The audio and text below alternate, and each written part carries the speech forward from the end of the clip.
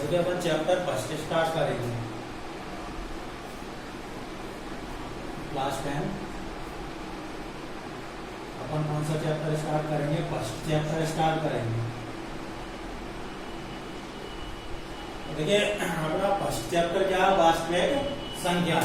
वास्तविक संख्या यानी रियल नंबर। वास्तविक संख्या को इंग्लिश में क्या बोलते हैं अपन? Real number. देखिए सबसे पहले अपन संख्या पद्धति से स्टार्ट करेंगे। कहां से स्टार्ट करेंगे? संख्या पद्धति। देखिए वास्तविक संख्या पर तो अपन बाद में पहुंचेंगे, तो सबसे पहले अपन संख्या पद्धति से स्टार्ट करेंगे। तो संख्या पद्धति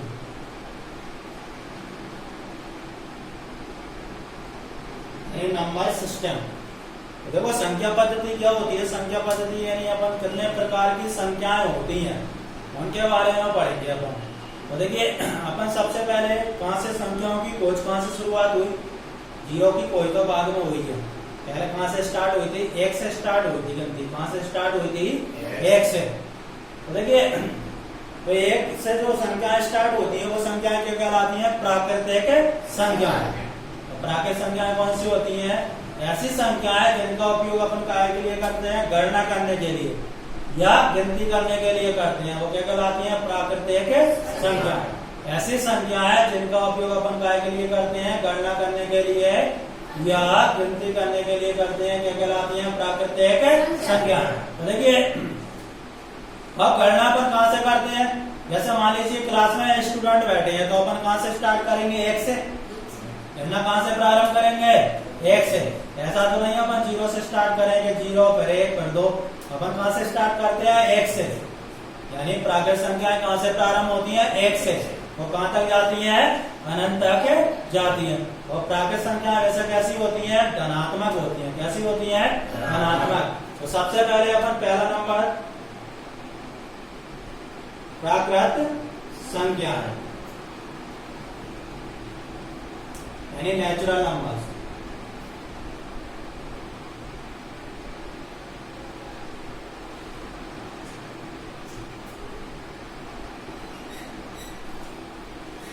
देखिए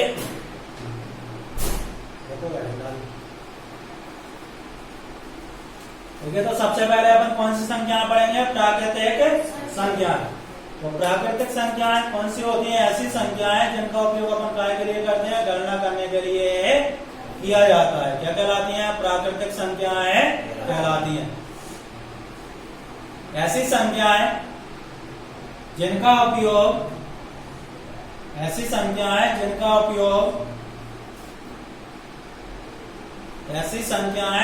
उपयोग गणना करने के लिए ऐसी संख्याएं जिनका उपयोग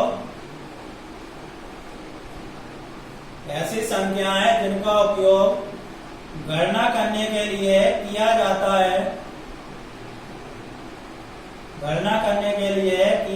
है प्राकृतिक संख्याएं कहलाती हैं। ऐसी संख्याएं जिनका उपयोग गणना करने के लिए किया जाता है प्राकृतिक संख्याएं कहलाती हैं। देखिए तो प्राकृतिक संख्याएं कौन सी होती हैं? ऐसी संख्याएं जिनका उपयोग गणना करने के लिए किया जाता है। क्या कहलाती हैं? प्राकृतिक संख्याएं कहलाती हैं। हाँ अपन यहां सामने बोर्ड पर देखें तो देखिए प्राकृतिक संख्याओं के समुच्चय को अपन कहां से प्रदर्शित करते हैं? कैपिटल एन से प्रदर्शित करते हैं। किससे प्रदर्शित करेंगे? कैपिटल एन से। क्योंकि इस अंग्रेजी वर्णमाला का अपन कैपिटल लेटर ले लेते हैं इसको। इनके समुच्चय को देखिए अंग्रेजी वर्णमाला के इनके समुच्चय को आप तो केवल एन लिख लें। इनके समुच्चय को कैपिटल एन से प्रदर्शित करते हैं। इनके समुच्चय को कैपिटल एन से प्रदर्शित करते हैं। इनके समुच्चय को कैपिटल एन से प्रदर्शित करते हैं। तो देखिए बोर्ड पर देखें समुच्चय का साइन होता है। तो सर्पाकार कोष्ठक होता है, महिला ब्रैकेट बोलते हैं इसको। एक आय का साइन होता है समुच्चय का। इनके समुच्चय को अपन प्राकृत संख्याओं के समुच्चय को कैसे प्रदर्शित करते हैं? कैपिटल एन से दर्शाते हैं। तो प्राकृत संख्याएं एन बराबर क्या हो जाएगा? 1 2 3 4 डॉट डॉट डॉट।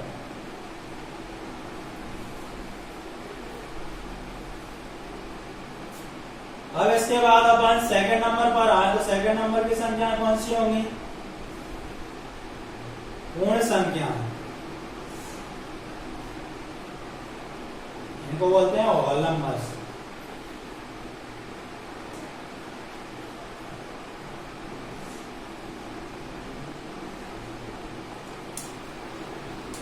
देखिए अपन अब दूसरी प्रकार की संख्याओं पर आए। दूसरी प्रकार की संख्याएं कौन सी होती हैं? पूर्ण संख्या।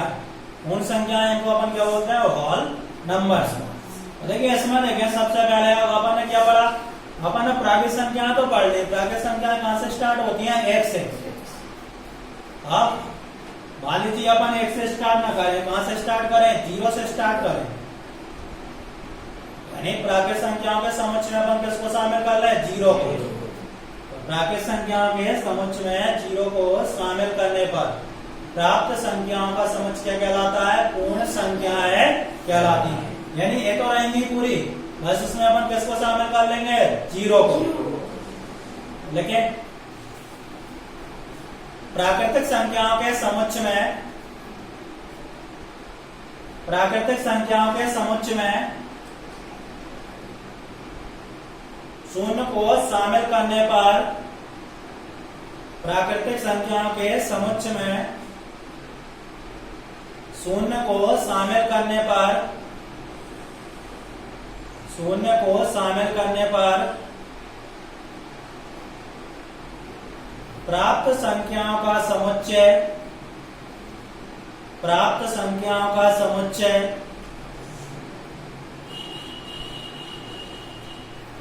पूर्ण संख्याएं कहलाती हैं। प्राप्त संख्याओं का समुच्चय पूर्ण संख्याएं कहलाती हैं। पूर्ण संख्याएं कहलाती हैं। इनके समुच्चय को, इनके समुच्चय को कैपिटल W से प्रदर्शित करते हैं।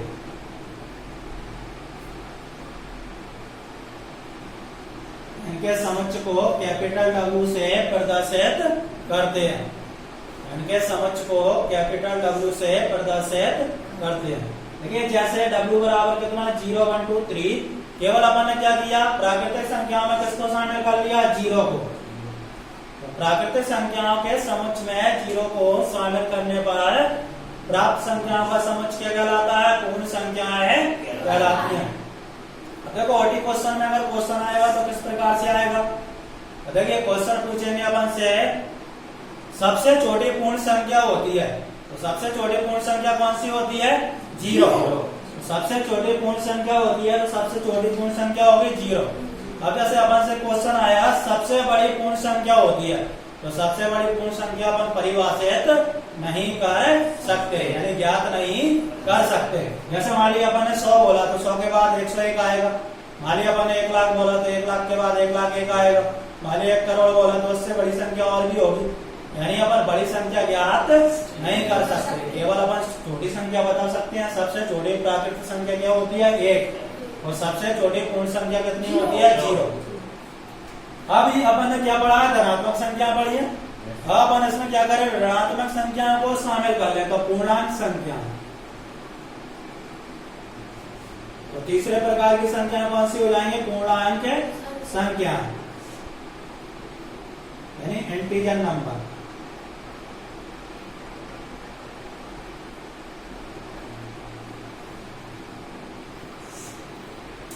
तो देखिए अपन तीसरे प्रकार की संख्या पर आए, तो तीसरी प्रकार की संख्या क्या है? पूर्णांक संख्या। तो देखिए अपन ने क्या किया? प्राकृतिक संख्याओं में 0 को शामिल कर लिया तो क्या बन गया? पूर्ण संख्या। अब पूर्ण संख्याओं में अपन किसको शामिल कर ले? ऋणात्मक संख्याओं को शामिल कर ले। किसको शामिल कर ले? ऋणात्मक संख्याओं को। तो वो सभी संख्याएं क्या कहलाएंगी? पूर्णांक संख्या। तो देखिए पूर्ण संख्याओं के समुच्चय में, पूर्ण संख्याओं के समुच्चय में, पूर्ण संख्याओं के समुच्चय में पूर्ण संख्याओं के समुच्चय में ऋणात्मक संख्याओं को शामिल करने पर पूर्ण संख्याओं के समुच्चय में ऋणात्मक संख्याओं को शामिल करने पर ऋणात्मक संख्याओं को शामिल करने पर प्राप्त संख्याओं का समुच्चय प्राप्त संख्याओं का समुच्चय प्राप्त संख्याओं का समुच्चय पूर्ण संख्याएं कहलाती हैं। पूर्णांक प्राप्त संख्याओं का समुच्चय पूर्णांक संख्याएं कहलाती हैं। पूर्णांक संख्याएं कहलाती हैं। इनके समुच्चय को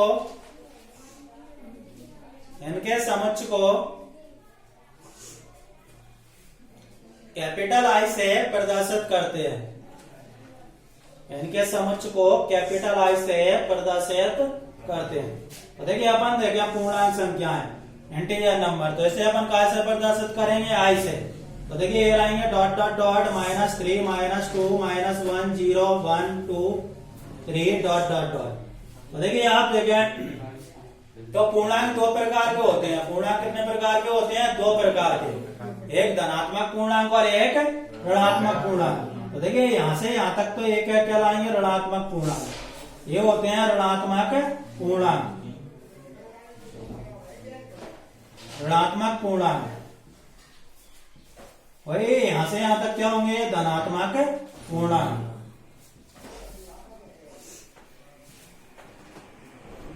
तो देखिए अपन ने क्या पढ़ा? पूर्णांक संख्या। तो पूर्णांक संख्या कितने प्रकार की होती है? दो प्रकार की, ये ऋणात्मक पूर्णांक और ये धनात्मक पूर्णांक। अब जीरो की बात करें तो जीरो ना तो ऋणात्मक पूर्णांक होता है और ना ही धनात्मक पूर्णांक होता है। जैसे आप सब पूछे जीरो होता है तो जीरो ना ऋणात्मक पूर्णांक होता है और ना ही धनात्मक पूर्णांक होता है।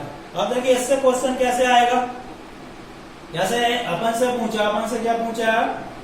सबसे बड़ा ऋणात्मक पूर्णांक होता है। तो सबसे बड़ा ऋणात्मक पूर्णांक कितना होगा? -1। ये माइनस में जितनी भी बड़ी संख्याएं होंगी वो उतनी ही छोटी होती जाएंगी। तो सबसे बड़ा ऋणात्मक पूर्णांक कितना होता है? -1। और सबसे छोटा ऋणात्मक पूर्णांक अपन ज्ञात नहीं कर सकते। इसमें उल्टा होगा, सबसे बड़ा ऋणात्मक पूर्णांक अपन ज्ञात कर सकते हैं, सबसे छोटा ऋणात्मक पूर्णांक अपन ज्ञात नहीं कर सकते। जैसे अपन से क्वेश्चन किया कि सबसे बड़ा ऋणात्मक पूर्णांक होता है, तो सबसे बड़ा ऋणात्मक पूर्णांक कितना होता है? -1। इसके बाद सबसे बड़ा धनात्मक पूर्णांक पूछेगा तो अपन ज्ञात नहीं कर सकते। देखिए इसके बाद अपन अगली संख्या पर आए। तो देखिए अपन प्राकृत संख्या पढ़ ली, पूर्ण संख्या, पूर्णांक संख्या। अपन सम और विषम पर आए। सम संख्या यानी इवन नंबर।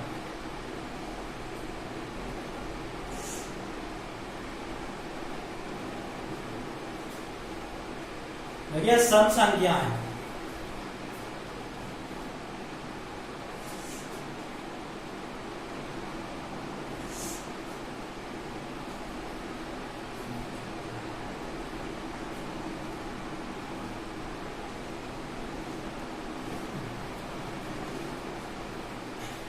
देखिए सम संख्या है, तो सम संख्या यानी कौन सी? Even number.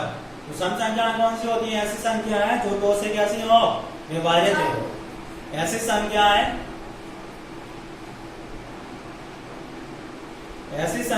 जो दो से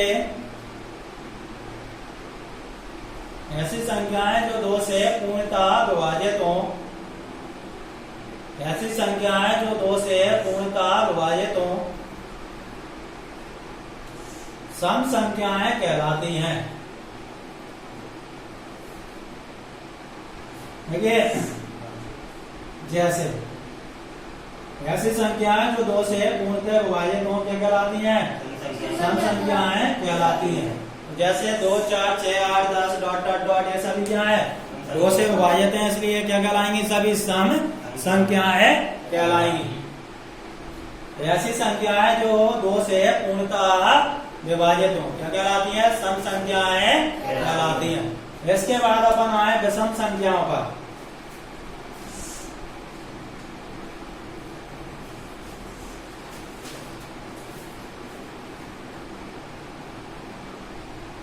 ऑड नंबर,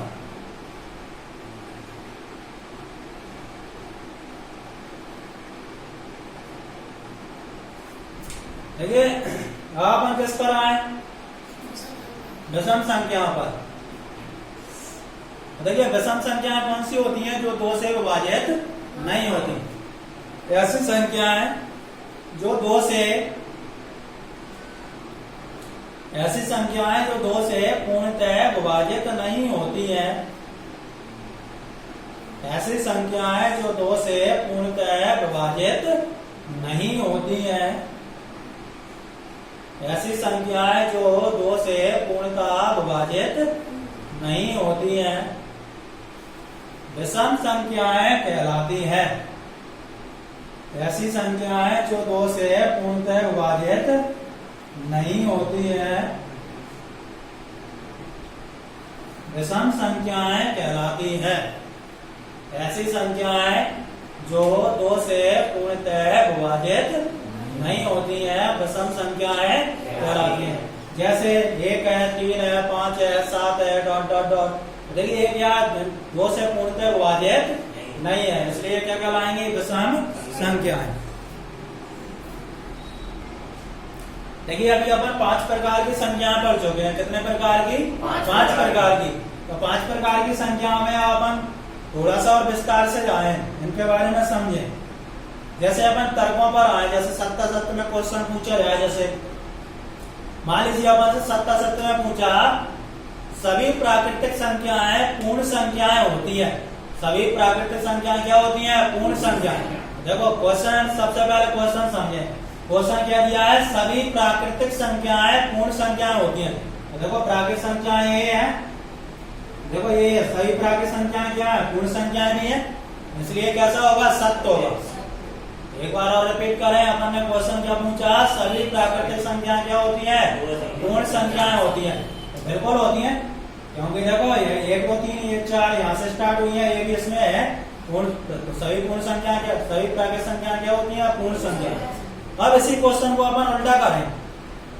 जैसे अपन पूछे सभी पूर्ण संख्याएं प्राकृतिक संख्याएं होती है, नहीं होती, असत्य है। क्या है असत्य? क्योंकि इसमें ये 0 है। 0 पूर्ण संख्या तो है, परंतु प्राकृतिक संख्या नहीं है, इसलिए सभी पूर्ण संख्याएं प्राकृतिक संख्याएं नहीं होती है। यानी सभी प्राकृतिक संख्याएं तो पूर्ण संख्याएं होती हैं, परंतु सभी पूर्ण संख्याएं प्राकृतिक संख्याएं नहीं होती। इसी प्रकार इस प्रकार से क्वेश्चन पूछ सकते हैं, सभी प्राकृतिक संख्याएं पूर्णांक संख्याएं होती हैं? तो बिल्कुल होती हैं, क्योंकि प्राकृतिक संख्याएं ये है पूरी की पूरी। सभी प्राकृतिक संख्याएं क्या होती हैं? पूर्णांक संख्याएं होती हैं, परंतु सभी पूर्णांक संख्याएं प्राकृतिक संख्याएं नहीं होती। जैसे -3 है पूर्णांक, पूर्णांक तो है परंतु प्राकृतिक संख्या नहीं है, इसलिए सभी पूर्णांक संख्याएं क्या होंगी? प्राकृतिक संख्याएं नहीं होंगी। आया समझ में? तो ये तो आप तर्क करना कब सीखेंगे?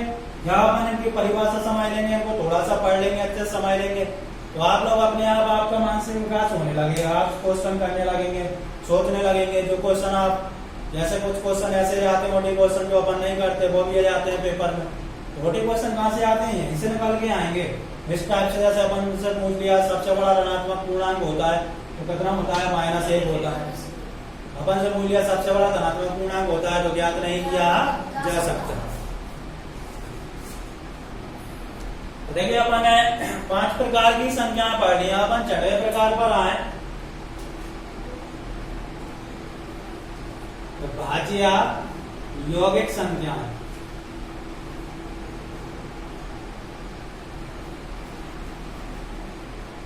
भाज्य यौगिक संख्याएं को बोलते हैं कंपोजिट नंबर।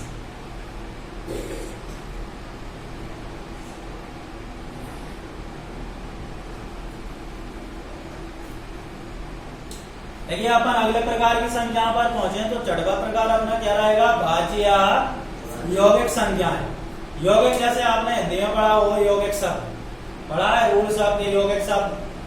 तो यौगिक शब्द यानी जो दो या दो से अधिक शब्दों से मिलकर बने, जैसे पाठशाला है, दो शब्दों से पाठ और शाला से मिलकर बना है। विद्यालय है, विद्या और आलय से मिलकर बना है, तो ये क्या कहलाते हैं? यौगिक शब्द। इसी प्रकार भाज्य संख्याएं होती हैं। तो भाज्य संख्याएं यानी ऐसी संख्याएं जो स्वयं और एक के अतिरिक्त, ऐसी संख्याएं जो स्वयं और एक के अतिरिक्त, ऐसी संख्याएं जो स्वयं और एक के अतिरिक्त, स्वयं और एक के अतिरिक्त किसी अन्य संख्या से विभाजित हो। ऐसी संख्याएं जो स्वयं और एक के अतिरिक्त किसी अन्य संख्या से विभाजित हो, किसी अन्य संख्या से विभाजित हो, भाज्य संख्याएं कहलाती हैं। देखिए भाज्य संख्याएं कौन सी होंगी? ऐसी संख्याएं जो स्वयं और एक के अतिरिक्त किसी अन्य संख्या से विभाजित हो, क्या कहलाती हैं? भाज्य संख्याएं कहलाती हैं। यानी ऐसी संख्याएं जो स्वयं और एक के अतिरिक्त किसी अन्य संख्या से विभाजित हो, क्या कहलाती हैं? भाज्य संख्या। अपन सरल भाषा में पढ़े, यानी ऐसी संख्या जिनमें केवल स्वयं का भाग जाए, ऐसी संख्या जिनमें स्वयं के अलावा किसी एक अन्य संख्या का भाग चला जाए, वो क्या कहलाएंगी? भाज्य संख्या। तो देखिए जैसे अब भाज्य संख्याएं कौन कौन सी होंगी समझे पहले। तो एक को तो ना भाज्य माना गया है और ना ही अभाज्य माना गया है, तो एक को तो हटा ही दें।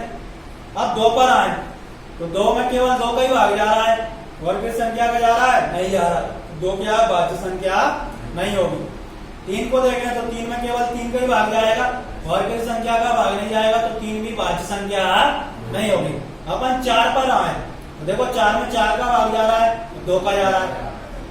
अपन ने क्या पढ़ा? ऐसी संख्याएं जिनमें स्वयं के अलावा किसी अन्य संख्या का भाग चला जाए। एक का तो भाग सब में जाता ही है, स्वयं के अलावा किसी अन्य संख्या का भाग चला जाएगा तो भाज्य संख्या होगी। तो दो में भाग नहीं जा रहा, दो के अलावा किसी संख्या का, इसलिए दो भाज्य संख्या नहीं होगी। तीन में भी तीन के अलावा किसी अन्य संख्या का भाग नहीं जा रहा, इसलिए तीन भी भाज्य संख्या नहीं होगी। तो भाग काय में जा रहा है? चार में चार का जा रहा है, चार के अलावा कितने का जा रहा है? दो का। इसलिए प्रथम भाज्य संख्या कितनी होगी? चार। तो चार है, फिर पांच नहीं होगा, छह होगा, सात नहीं होगा, आठ होगा, फिर नौ आएगा, फिर 10 आएगा, 11 नहीं आएगा, 12 आएगा, डॉट डॉट डॉट। तो ये क्या है? भाज्य संख्या। तो भाज्य संख्याएं कौन सी होंगी? ऐसी संख्याएं जिनमें स्वयं के अलावा किसी अन्य संख्या का भाग चला जाए, क्या कहलाएंगी? भाज्य संख्या। अब आपसे पूछे प्रथम भाज्य संख्या कौन सी होती है? तो प्रथम भाज्य संख्या होती है 4। प्रथम भाज्य संख्या कौन सी होगी? 4। क्वेश्चन इसी प्रकार से आएगा।